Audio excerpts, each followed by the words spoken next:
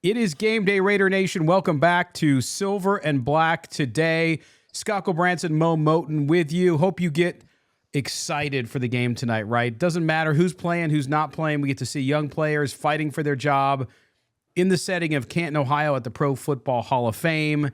It's going to be a blast, and it's football season once again. The long, arduous offseason is over for the fans. By the way, don't forget, make sure you subscribe to the podcast wherever you're listening. Just subscribe to it. That's all we're asking you to do.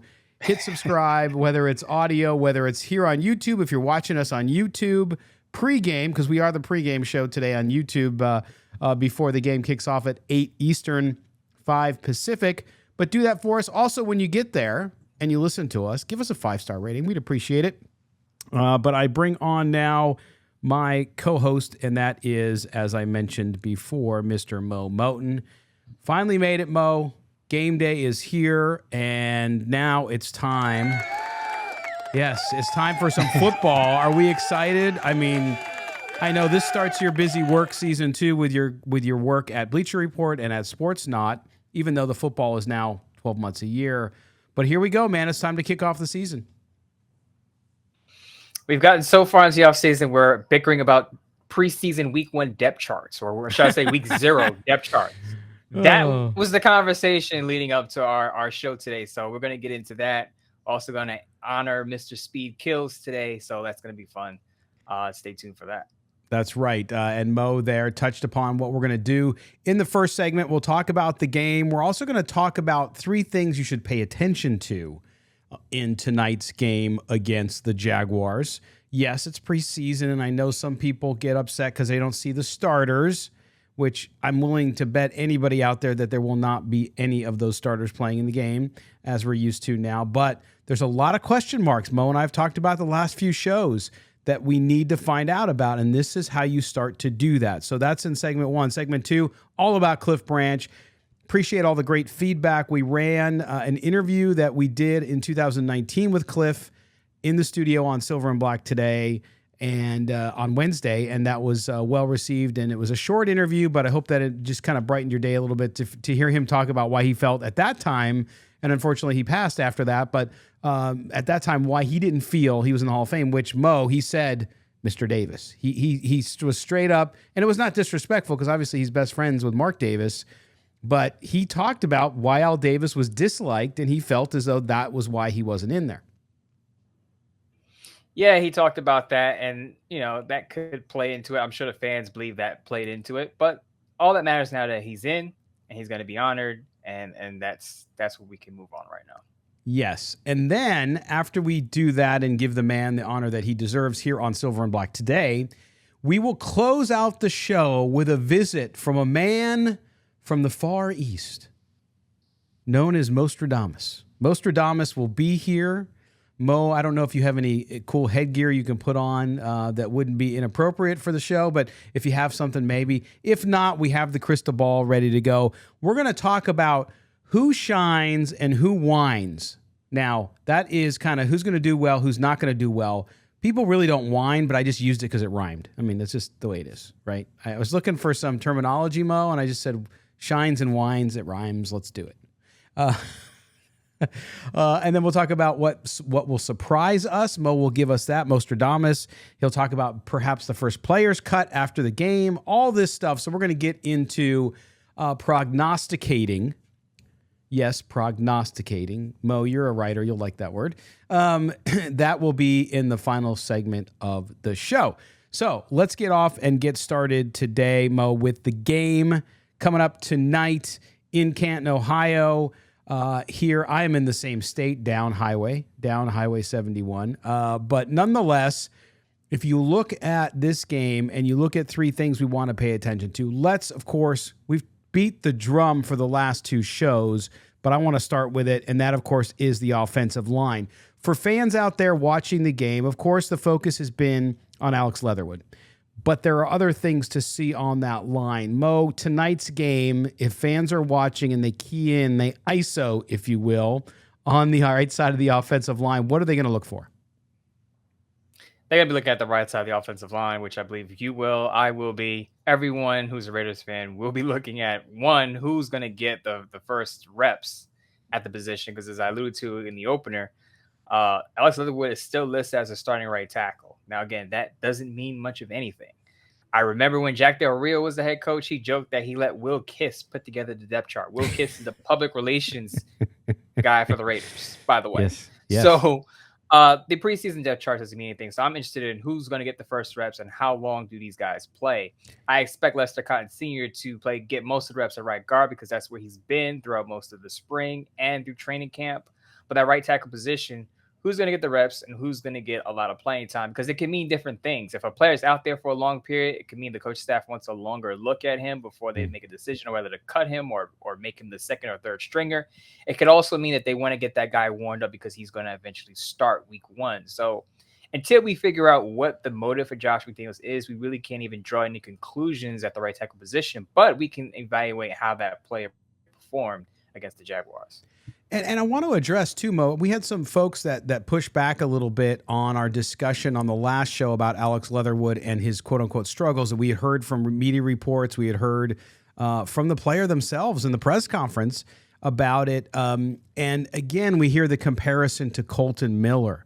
And I immediately pushed back on that to say, hey, listen, number one, Colton Miller struggled at times. There's no question during his rookie season.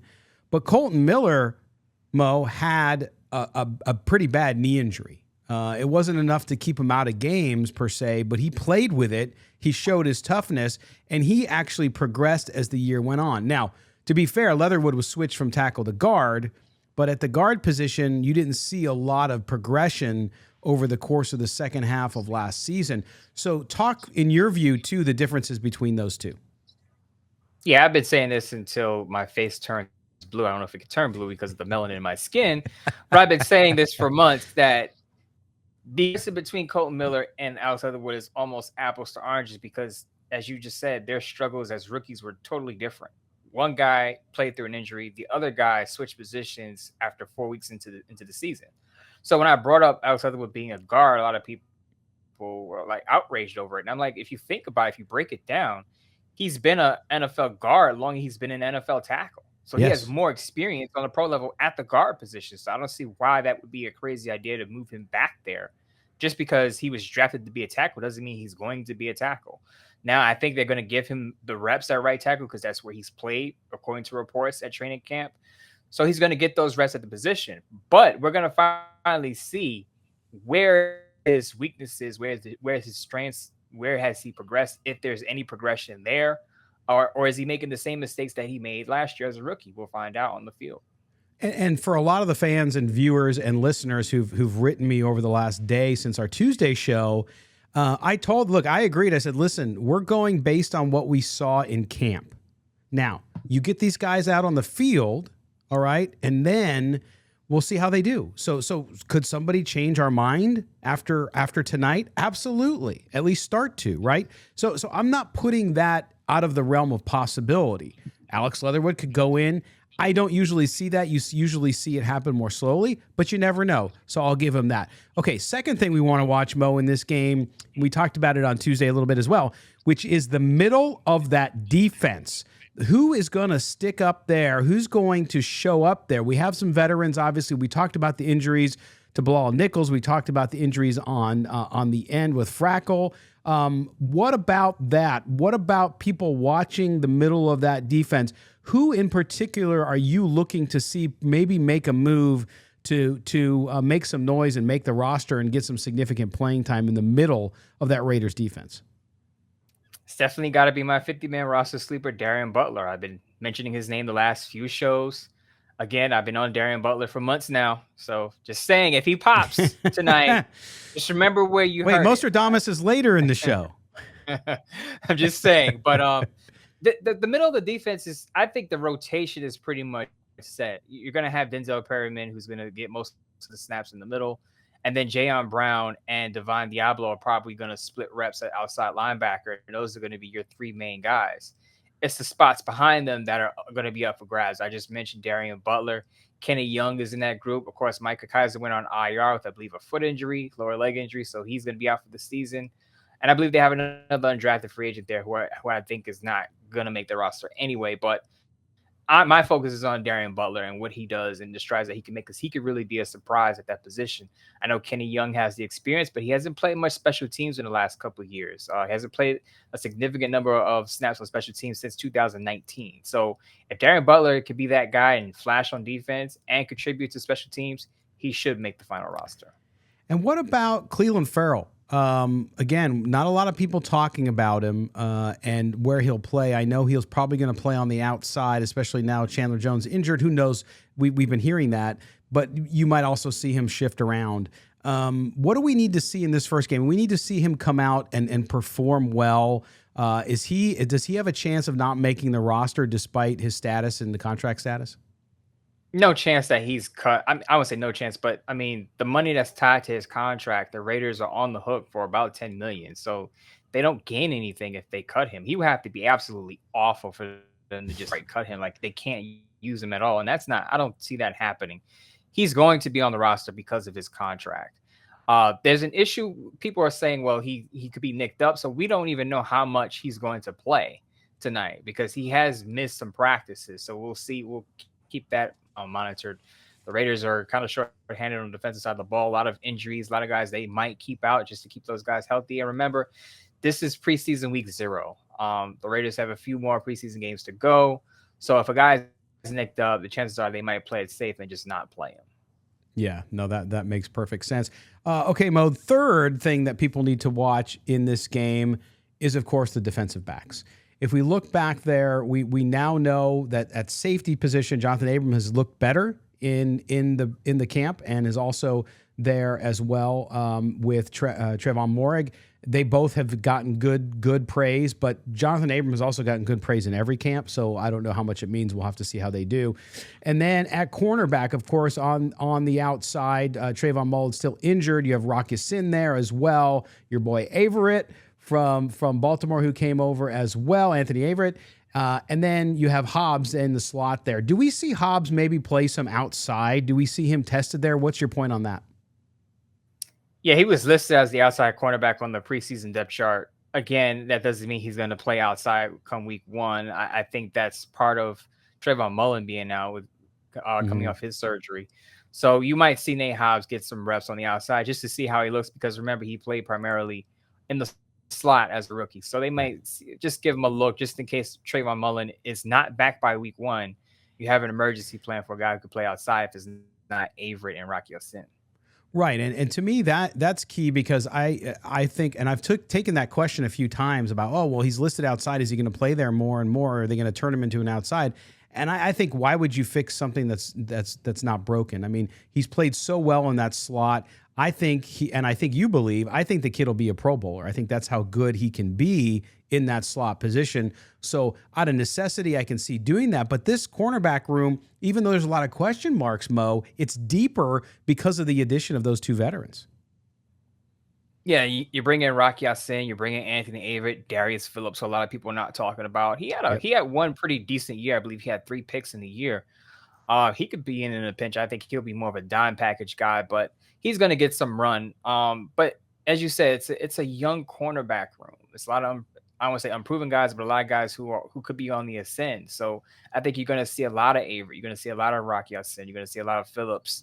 And even Amik Robertson, who a lot of people are dismissing as a bum already. I think he is going to get a lot of reps, and then we're going to learn a lot about him going into his 3rd year. Yeah, and I think with Patrick Graham there, with a new coaching staff, that kid's been through a lot too with what's happened, just like all the returning Raiders have. But I'm not ready to give up on him either. Liked him early, still think he's got an opportunity with the right coaching to reach his full potential and be the player he could be there. So it'll be interesting. We'll have fun with that one. So, all right, we are up against our first break already. So that's the 3 things you need to watch in tonight's game against the Jaguars. What else are we going to talk about? Well, coming up after the break, we're going to honor and talk about the career, the legacy of the man and the player. And that, of course, is number 21, Speed Kills, Mr. Cliff Branch. We're going to talk about that. And later in the show, the mysterious Moestradamus makes his visit to Silver and Black today. So don't go anywhere. We'll be right back after this. Here we go, Raider Nation. It's football season.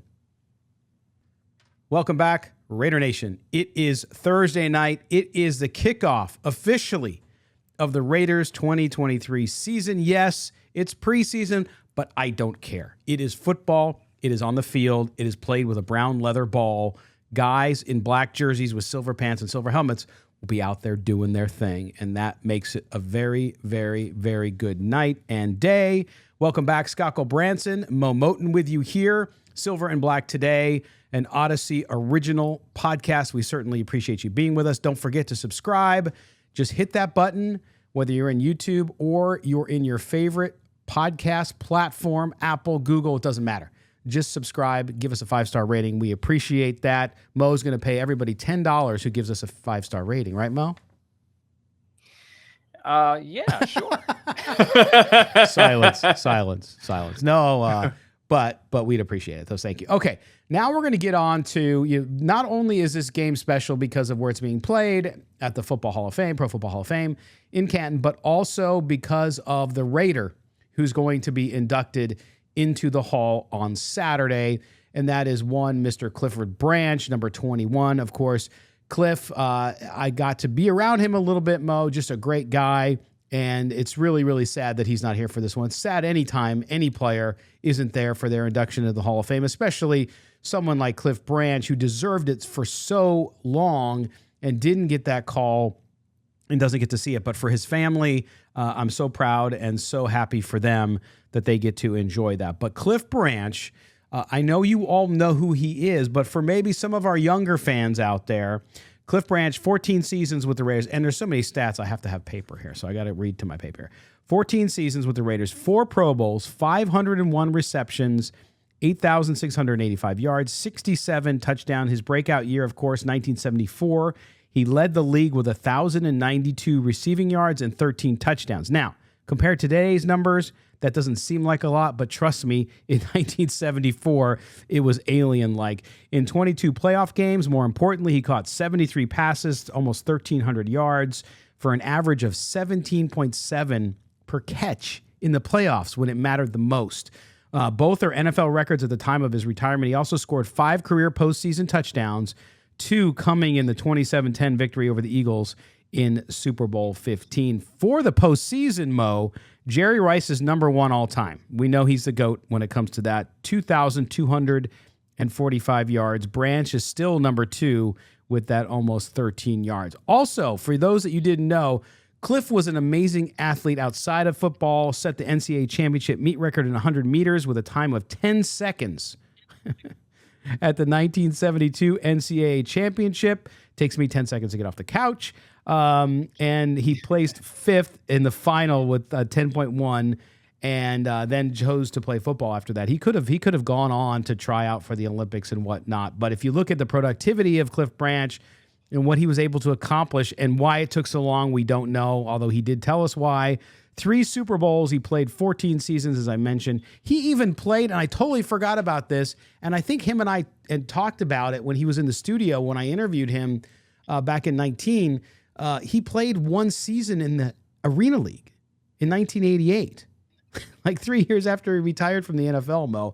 Anyway, Cliff Branch, he's got all the numbers, all the stats, all of the things that you need to get in the NFL. But if you think about what he did alongside his buddy Al Davis and alongside his teammates on those great Raider teams, he really changed the game and how it was played at the position.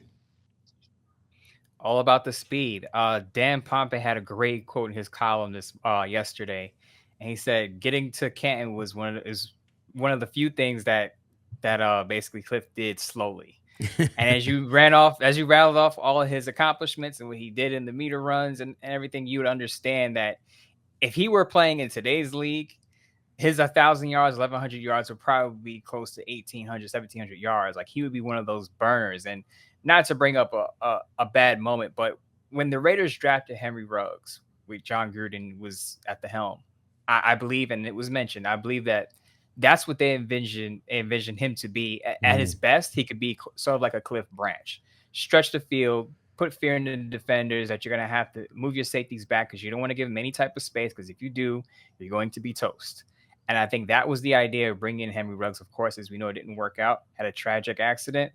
But back to Branch, in today's league, he is definitely suitable. And there's usually a lot of talk about how players would translate if they played back then, or if players back then played now. Cliff Branch would definitely translate now, and he'd be a big playmaker. He'd be one of those. I think he would be sort of like what I think Marquise Brown is going to be for the Cardinals this year. I think Marquise Brown, who got arrested for speeding, by the way, yesterday. Yes. I think he's going to have a big year with Kyler Murray, and you're going to see a lot of that magic that they had at Oklahoma. If you remember Marquise Brown at Oklahoma, think about that. That's what Cliff Branch was, probably times 2. If you're a younger fan, don't remember watching Cliff Branch play, or you weren't alive like I wasn't. Just think Marquise Brown at Oklahoma. Yeah, and that speed, the whole idea of and Al Davis pushing that vertical game, what he wanted to do with the Raiders, what they were able to do with Cliff Branch. I mean, Cliff he was a part of all 3 Super Bowls. And to me, and remember too, and I forgot about this, a viewer on YouTube messaged me the other day about this. He said, remember, and he sent me the report where Cliff, right before he died, a couple years before he died, I think he was 69 years old at the time, ran a 4.6 40 at 69 years old. I mean, you talk about just unworldly. That's crazy. So the man was gifted by God with great speed, and he was in great. I mean, the times I was around him later in his life, in great shape, right? So the guy just kept himself in shape, and obviously during his playing career, he did that. But Mo, I think so impressive, because you see a lot of guys who have great careers who actually go to the Hall of Fame, and they don't necessarily have the type of performance that you see Cliff Branch with in the postseason. I mean, those numbers in the postseason, when you need a player, somebody could rack up numbers. I mean, think of like a Phillip Rivers, right? Racks up all those numbers, can't win in the playoffs, right? But you look at Cliff Branch, what he was able to do when it mattered, when they needed him, and it was remarkable because he always came through in big games. He wasn't known as Mr. Clutch because he was just so good, and he performed when they needed him the most. Absolutely. He was a big part of that Super Bowl team in 76. I believe that team went 13-1. And his career stretched. I know he wasn't a Pro Bowler or All-Pro player past, I believe, 1976, 77. But he did it with different quarterbacks. He had Ken Stabler. He had Jim Plunkett. He had Mark Wilson for a little bit in there. But he was productive all the way through. Now, I know there was some friction between him and Flores at one point. He made a comment about being in the doghouse, but he was still productive, and he had a long stretch. And you cannot talk about that Super Bowl team in 76 without talking about Cliff Branch and his contributions. No, absolutely. And then I think if you look at the longevity too, I mean, I know that's even more impressive at the receiver position. Nowadays, you can see guys have really long careers. I mean, you look at Fitzgerald in Arizona and some of the other guys, and even Jerry Rice himself, right, and how long his career was. But you look at when Cliff played starting in the early 70s, receivers are protected much more now than they were then, just like quarterbacks were, right? Cornerbacks could be much more physical. A safety could hit you in the open field. But yet, despite all of that, he was able to play without massive injuries. He was always able to be a game-time guy who could play and contribute, even when he was banged up. And that, to me, is also part of his legacy, is that longevity and the ability to play and to be there for his team. Because you think about all those great Raider coaches and all those Super Bowls, the 3 Super Bowls, and all the playoff appearances that he appeared in, Cliff Branch was always there. And I think that was one of the things, not only when he retired, but when he passed away at 71, was people were just so used to Cliff Branch being a part of the franchise. Didn't matter if it was on the field or off the field. Yeah, definitely a Raider icon. A lot of people loved him. A lot of people wanted to see him get in while he was alive. Again, all that matters now that he's in. But back to, you talk about his production on the field. I think while he was playing, the NFL adjusted the 5-yard rule, where basically defenders can't touch a receiver 5 yards beyond the line of scrimmage. And with that rule, it kind of opened it up for him. And I believe it was John Madden said he could run Cliff Branch on short routes, but if he did, it would be stupid. So they ran him on hooks, outs, and ups, and it worked for him. And that's when he took off and basically became the All-Pro player, Pro Bowl player that we know him to be right now. So kudos to John Madden for recognizing that and helping that guy get into the Hall of Fame. Well, and then we talk about his legacy off the field and with this organization. We know clearly after Mr. Davis died in 2011 and Mark took over, these two were good friends. Of course, the famous story about Mark negotiating a contract for Cliff and his father not being very happy with him over that because they won out on what Cliff wanted. It's kind of that part of that Raider lore. I don't know how much of it is actually true. Mark plays it up as well, so we'll have to take his word for it. But after his playing days were finished, Cliff not only became an ambassador for the team like so many of the Raiders do, because they are welcomed and cheered to do that from the team and really have a place with the organization throughout their life. But Cliff did a lot around charity with kids in Oakland. He did it also in Las Vegas even before. I mean, part of the interview we had with him was before the Raiders were even in Las Vegas, but they had announced they were moving. He was already there talking with kids. I did 2 years in a row of the Toys for Tots event at the Raider Image Store in Town Square in Las Vegas with Cliff and Greg Townsend.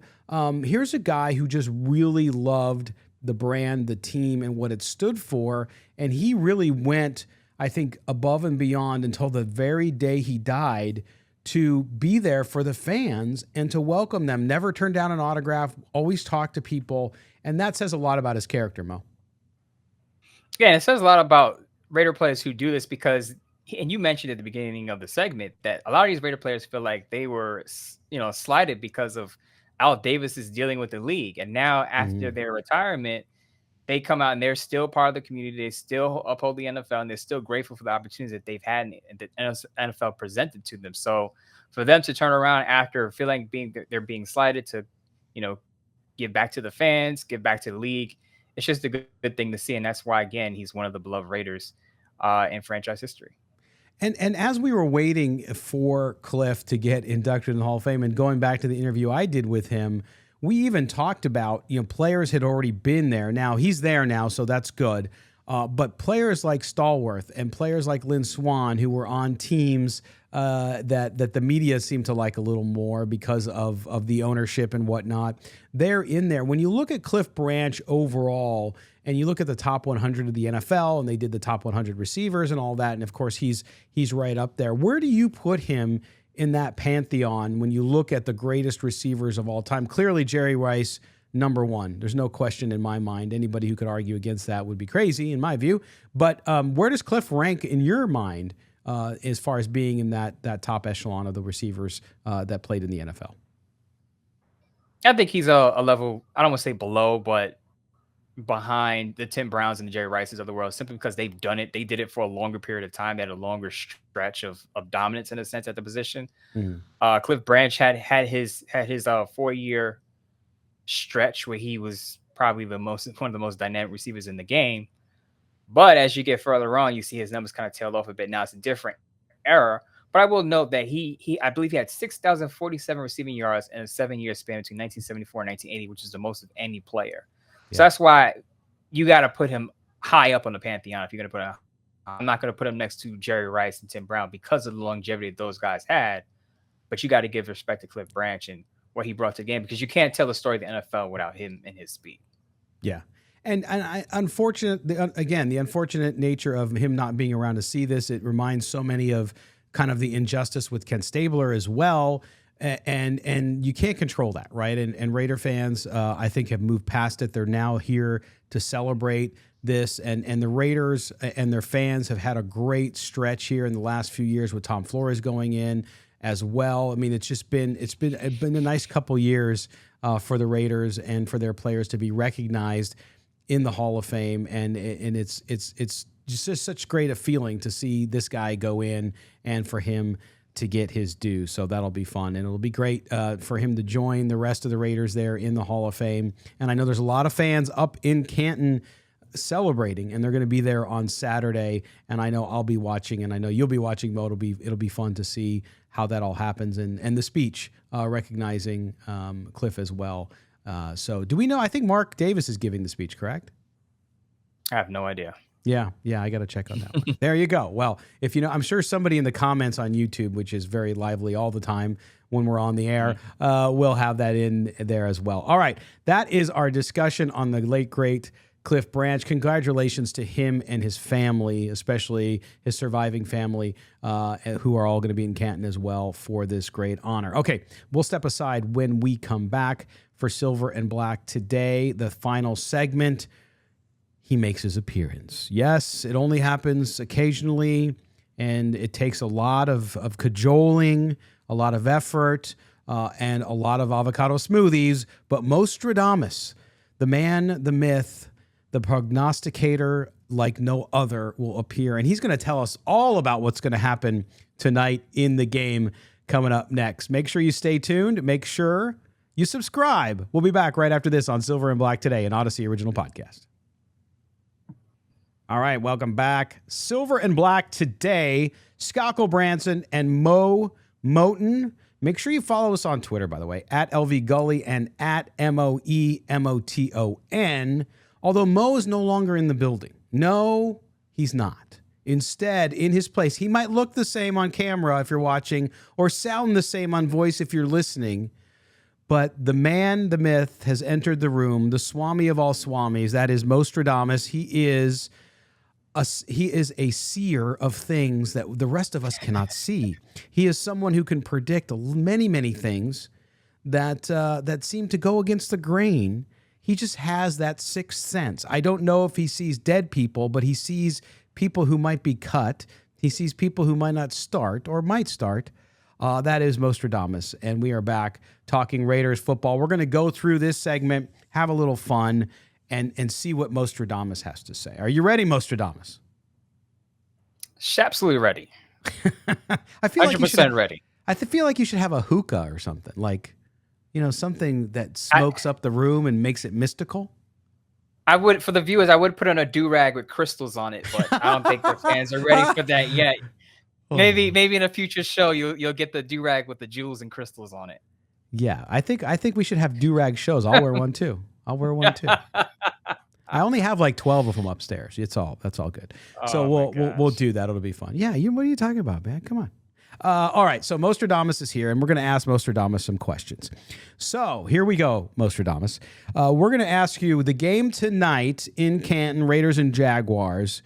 Who shines in this game for the Raiders, and who whines, or who won't do so well? Who are we going to be talking about in the positive, and who are we going to be talking about in the negative? I'll start with the good news, the positive. I think Anthony Averett's going to shine. If you've been watching this show, you know that I think Anthony Averett is basically going to be a Pro Bowl player this year. I'm joking. He's going to be good, okay? I think he's going to show up and show out. The two Butlers, Darian Butler, who I talked about in the previous segment, and Matthew Butler on the defensive line. With Jonathan Hankins and Bilal Nichols on the PUP list, Butler and Neil Farrell Jr. have had a chance to reps during the spring and during training camp. And I think Butler's going to be the guy, burst through the line of scrimmage, get a sack, get a couple of tackles for loss. A lot of people will be talking about him.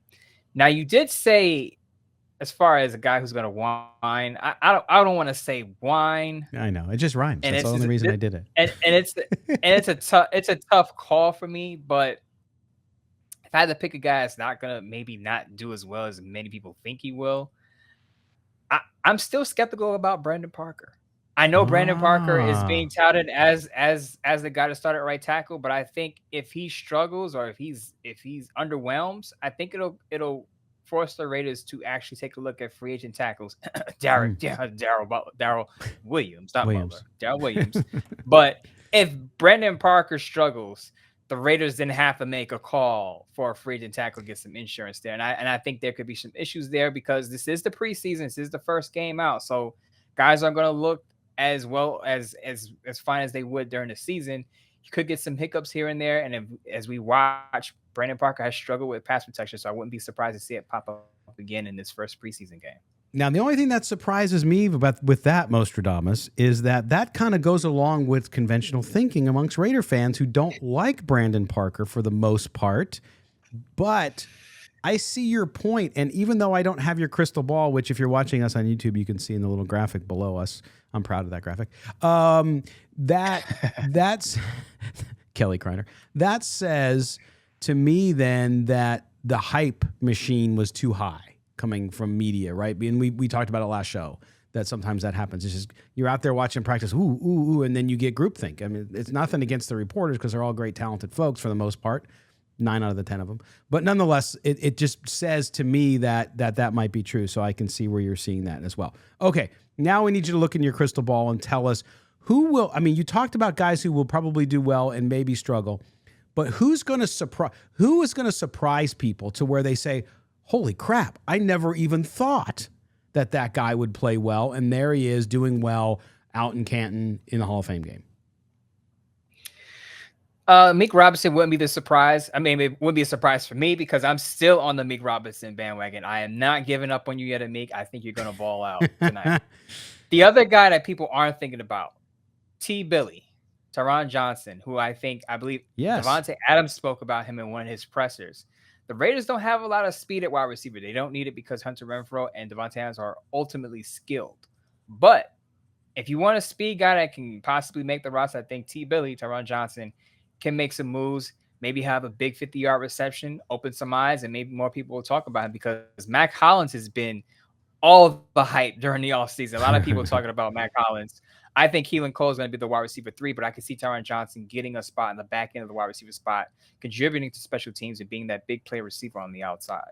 So you give Keelan that edge over the 2 veterans, Tyron Johnson and also Demarcus Robinson? And Mac Hollins, too. He's in that group. I think just Keelan Cole's production, he has experience being a lead wide receiver with the Jaguars when he first broke into the league. I believe it was 2017. So he has some productive years with the Jaguars. He had some flashes with the Jets last year. A lot of people not paying attention to that because the Jets quarterback situation is very yucky right now with Zach Wilson. But Keelan Cole had some production. I think based on his previous years, I think he has the edge to get that wide receiver 3 spot. Now, I just said Mac Hollins has had a lot of hype this offseason. He could be the guy. He has the size to make a difference in the red zone.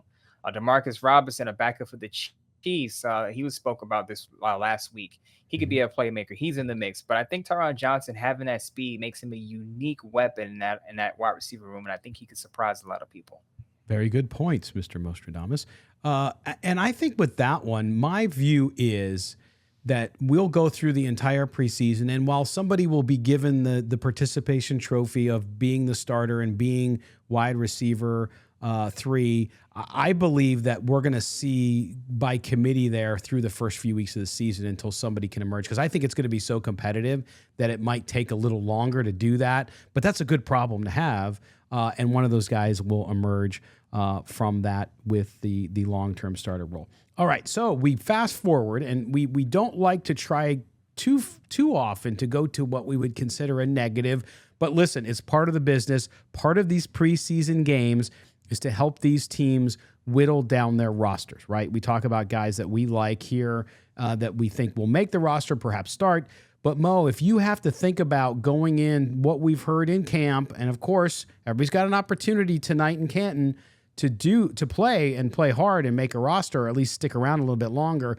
But if we're looking at, we wipe our eyes and rub our eyes in the morning tomorrow on Friday and wake up getting ready for the weekend, and the waiver wire starts moving for the Raiders, who could be the first guy of any kind of substance that you feel is cut?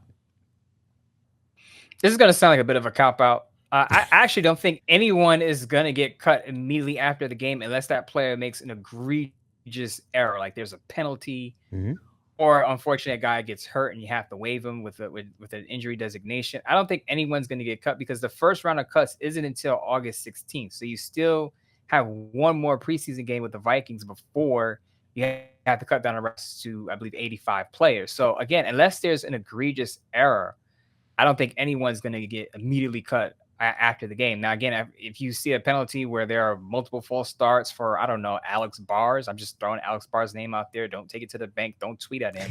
They said said you're going to get cut, but just using him as an example, if a back-end roster guy, if one of your third stringers has a bad personal foul, has multiple penalties, that guy is probably going to get cut in the next 2-3 days.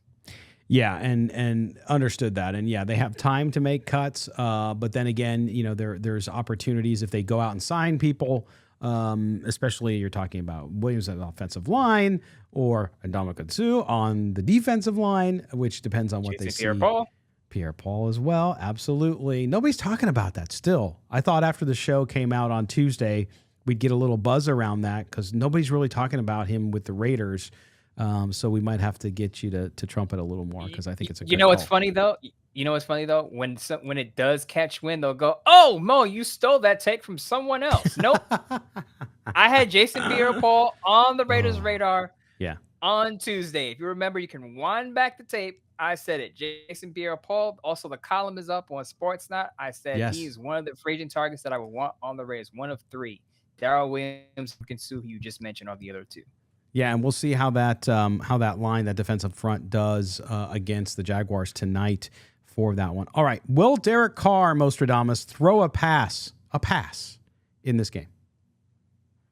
On the sideline to one of his buddies, maybe to Devontae Adams, while they're watching the game, but not on the field of play. I mean, most coaches will tell you this, that the practices mean just as much, if not more, than the actual preseason game. So a lot of people are saying Derek Carr should get a series because it's a new system.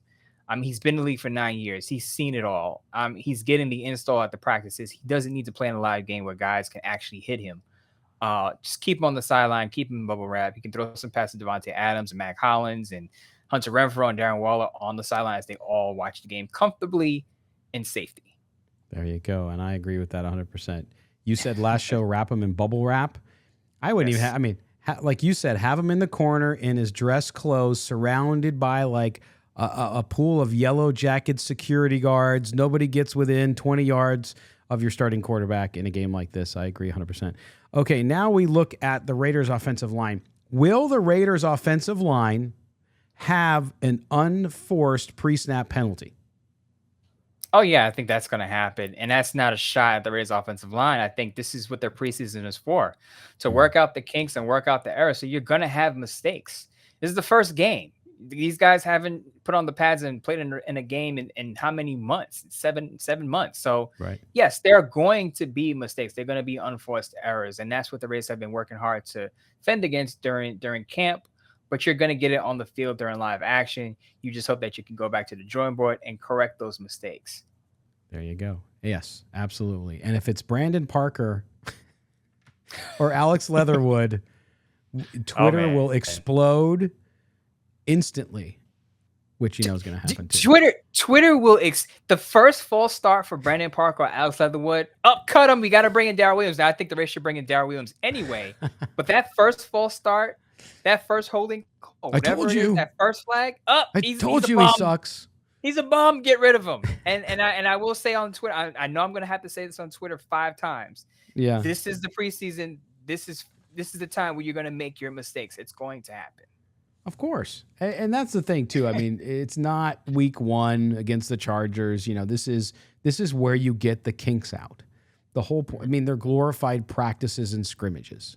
Okay. Yeah. Everybody's dressed up like they're going to a cocktail party, but in reality, they're just staying home eating mac and cheese and having a beer. So it's pretty straightforward, and you should not read too much into it. We can read some from it, progress on players and how they're doing, but we shouldn't read too much into it. But fans will, because they're emotional and they're invested. So I get it. Now, this is one of the other predictions I need from you, which is the announcers. This is a national game, of course, one of the national games for the Raiders this year. I think 4 of them. Will the announcers refer to the Raiders as Vegas or Las Vegas more? Ooh, I think Vegas. Because it just sounds cooler. It sounds cooler. Shorter, and it just sounds cooler. Vegas Raiders. Yes. it just sounds better. Even when I write columns, sometimes I just put Vegas after the first. This is going to be boring reference for people who don't care about. Yes, that's not AP style, Mister. That's not AP style. It's not, but I try to get away with it on Sportsnet where I just say Vegas because it just sounds cooler. Yeah. And it's so funny, too, because my wife is a Las Vegas native. And if you talk to Las Vegas natives, they hate it. Then the NHL team, the Golden Knights, They left it off too in their official name, Vegas Golden Knights. They're not Las Vegas Golden Knights. They are the Vegas Golden Knights. So it's interesting. And I think you're right. I think people, even broadcast, like, hey, Vegas. It's not Las Vegas. Now, you don't say that with other teams, but it's the same thing when announcers, hey, we're in LA, right? It's not a slight on the city. It's not them being lazy. It just kind of flows better. Yeah, no offense to any Las Vegas residents who are listening to the show. I will say Las Vegas. I almost said it. Yes, I did. But I will say Las Vegas on the show, but no offense. It's just, again, it just has a cool ring to it. That's all. Will anyone, I know it's been 3 seasons now, or we're into our 3rd season, but will anyone call the Raiders Oakland on this broadcast? Not on this show, but on the broadcast, I guarantee you it's going to happen because some people still say the San Diego Chargers. Yes. So that Oakland Raiders name is not going to die. I'm sure people in Oakland who are listening to the show are pumping their fists right now. And you're going to hear it. I think if I had to set the over under, I would say twice. You'll probably hear it 2 or 3 times. If I go to push or over, you're going to hear Oakland Raiders a couple of times on that broadcast. Probably from an aging referee. That's going to be my guess. Holding Oakland, right? That tends to be where you hear it mostly. Even the San Diego ones, it's the same thing. Tends to be the referees because they said it over. I mean, they're speaking publicly and they say it over and over again, like broadcasters do too. But it'll be interesting. Okay, so now I know it's not the result of the game at the end of the day doesn't really matter. But Raider fans are really competitive. They want to win every game they can. Who wins this game? By the time we get to 3rd and 4th stringers and they're playing it out at the end of this game and everybody's filtered out of the stadium already as well in Canton, who's going to win this game? Don't forget, Scott, this is also for Kelly Kreiner, who's a degenerate probably betting on this game. But I will say, go ahead. No, I was going to say he's probably betting on all sorts of stuff related to the game. I think he's betting the under in this game, by the way, which is just he is. He mentioned it on Twitter. I think the Raiders win this game simply not because this is a Raiders show, but because they have competitive battles at some key positions. We talked about the wide receiver spot. We talked about the cornerback position. Even Jarrett Stidham, they're saying, has a potential chance to win the primary backup quarterback job over Nick Mullins. So I think it's going to be very competitive at those spots. It's going to get the Raiders to put up a lot of points. Who surprisingly are pretty much set on the defensive side of the ball. They do have some questions at wide receiver. Laviska Shenault Jr. Will he be a factor in that group? Because Zay Jones is now their former Raider, now penciled in as a starter. As we just said, preseason depth charts don't mean anything. They paid him $24 million over 3 years. Yeah, they gave him so money. They have some questions, right? Thanks to Derek Carr too, by the way. Yes, but the Jaguars have a question there, but they don't have as many questions at key positions as the Raiders do, with guys of quality competing. So I think that will be the edge, and I think the Raiders win by a touchdown. There you go. And again, I think that battle for the backup quarterback, we talked about it, Mullins having the edge there, and I would be shocked if it's not him. But you never know. Mm-hmm. I mean, if Stidham comes out, and I think this is a little bit of, I know it's less than the regular season, but this is a little bit of the excitement to watch those two guys compete, because there's no more question about who the quarterback's going to be in Las Vegas for the time being, right? And so we don't have to go through all that rigmarole we've had the last couple of years. But that backup position, now that Mariota's gone and starting in Atlanta, between Stidham and Mullins is very interesting to me, because I just want to see, and I want to see how Stidham does. Because even if he's the third quarterback, he's a guy that obviously Josh McDaniels likes. And if you're going to develop a quarterback of the future, or maybe a bridge quarterback for when Derek Carr steps aside eventually and they have to go draft somebody, it's just good to see these guys develop and understand. Also, knock on wood, it's just part of the game, injuries. Derek Carr's got to go out for a quarter, for a half, for a game, for 2 weeks, whatever. You want to see what's there to keep that machine rolling. So it'll be exciting to watch those guys. Well, Moestradamus, thank you for blessing us with your presence and your predictions. You can take all this to the bank if you guys want to make some extra cash. I threw out some nuggets there. I said Raiders by a touchdown. You know, I had a sack for Matthew Butler. There are player props available. Just, keep that in your back pocket if you want to win some extra cash today. Use the code Moestradamus to get your... No, I'm just kidding. We got to get that. We should get that moving. But But the other thing is on Saturday, Mo, in addition to the Hall of Fame induction, another massive national event that everyone must pay attention to, which is the Silver and Black Today Fantasy League Draft, which we now know the draft order. Do you want to talk about the draft order? I'll let you go ahead, Scott, and dig into that. So, we did random draft order. We're doing it on Yahoo. For you guys that know, you met the folks that are in our league. We're playing myself, Mo, Kelly, and our producer, David Stepanian, are playing against listeners. You can watch the show a couple times ago to see them, but we'll be talking to them. We'll be talking to Kelly as well starting next week, because we'll have on Tuesday, we'll have a post-draft segment here with Kelly. And we'll see if if he had a good weekend betting, he'll be really happy. If he hasn't, then he'll be funnier because he'll be ornery. But we did a random order and I got the first pick, to which Kelly, of course, then starts to accuse me of I'm like, dude, it's random. I can reset it and randomize it again. And I asked everybody, they didn't care. So anyway, I am first and Mo is number 12 in the draft, course, the first round. So I don't actually like the first pick because, it's in fantasy football, it doesn't matter as much. It's not like real football. You can do a lot in the middle. I like being in the middle round, actually, especially when you flip it and you're going into the second round and you're drafting again. I hate drafting first or like you 12th, because then you got to wait all that time. Now, we did turn on trades of draft picks. Once the draft starts, we can actually trade picks, but they're only for picks next year. That's how Yahoo does it. So it'll be interesting to see, but I am all ears. No, we'll see what happens. But anyway, that's the draft order, and everybody's gunning for Mo, as we know, because he's cocky when it comes to fantasy. It's the only thing he's cocky about. He's confident when it comes to his writing ability, but Mo, number 12, what are you thinking in that spot? Give us a little hint. Scott, thanks for trying to sabotage me and stack against me. It's only going to make my victory that much sweeter when I go undefeated and I raise the trophy and everyone's looking up at me as the Vince Lombardi of fantasy football yet again.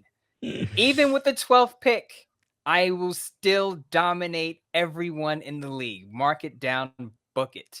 Wow. Doesn't we can matter. Even do a mockumentary. Even though he had the 12th pick.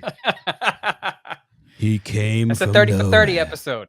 It's a 30 for 30 episode. Yes. That's a 30 for 30 right there. Oh, but it's fun. But anyway, we will get you the results of our fantasy draft on Tuesday. We'll have Kelly on for our final segment of the show, and we'll talk about that. But seriously, Mo, good luck with pick number 12. It's still the first round. It's fantasy football. My best picks always come in the second, third, and fourth round anyway. So it'll be interesting. And I don't like the pressure of having the first pick, because it's like every time I've had a first pick, I pick a guy like McCaffrey a couple of years ago, injured. Right? A couple of years before that, another player was one of the not quarterbacks. It was another running back, injured. It stinks. But anyway, we'll deal with it, and we'll all I will say this, though. I'm well prepared for this because I've actually been sabotaged in another league where I was the 12th. I had the 12th pick. So yeah, I'm used to this unfair treatment by now. It's like Raider icons who should have been in the Hall of Fame long ago. I'm used to this type of treatment, and I shall still overcome. So you're sort of like the Al Davis of this fantasy football league, because you're fighting all the powers that be. Is that what I'm understanding? That's absolutely right. It's only fitting. It's only fitting. All right. Well, we'll have fun with that. We'll see how everybody does. I'm sure Kelly will have his draft grades, and I don't know how biased they'll be. They'll probably be pretty biased, but we'll have fun with that anyway. But Mo, looking forward to watching the game tonight. We're also going to be doing a post-game show after the game, which you'll see on YouTube right away, and then you'll see here on audio on Friday morning. So make sure you stay with us there. Make sure you subscribe on YouTube. Also subscribe to the podcast. Mo, enjoy the game, buddy, and we'll talk to you afterwards. All right. Take care, everyone, and enjoy the game. Try not to bust a blood vessel. It's just a preseason. Remember that. First game. Yes, it is. All right. There you go. That has been Silver and Black today. We are an Odyssey original podcast. For Mo Moten, for our producer, David Stepanian, I am Scott Branson. Thanks, Raider Nation. Take care of one another, and we'll talk to you tomorrow. Excuse me. Yes, tomorrow if you're listening on audio. Tonight on video. So we'll talk to you post-game. Take care, everybody, and enjoy the Hall of Fame game in Canton. Take care.